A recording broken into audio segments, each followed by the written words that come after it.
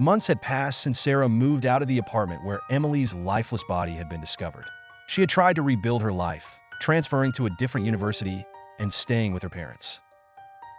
But no matter where she went, the haunting memories of that dark apartment clung to her like a shadow.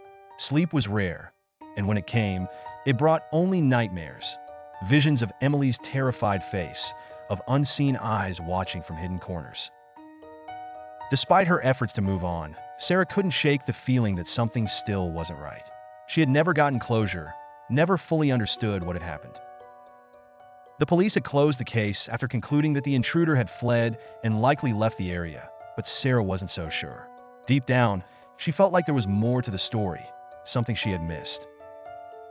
One rainy evening, Sarah received an unexpected message from a number she didn't recognize.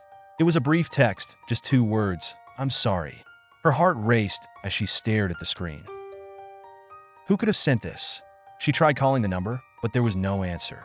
Shaken, she deleted the message and told herself it was just a prank, but the uneasy feeling gnawed at her.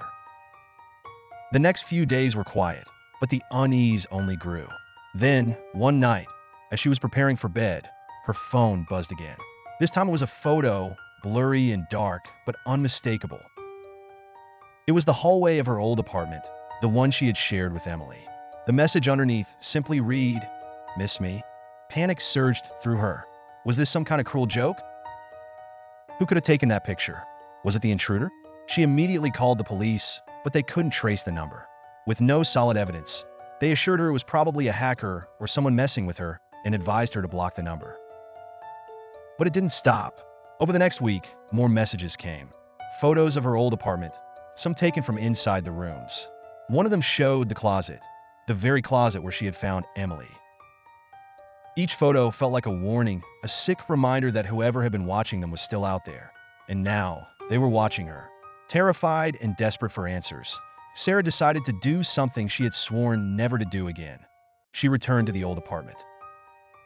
Armed with her phone and a flashlight, she convinced herself that confronting the place would help her move on, that maybe she could find something the police had missed. The building felt even more ominous than she remembered, its hallways darker and more silent. The new tenants had long since moved out, leaving the apartment vacant.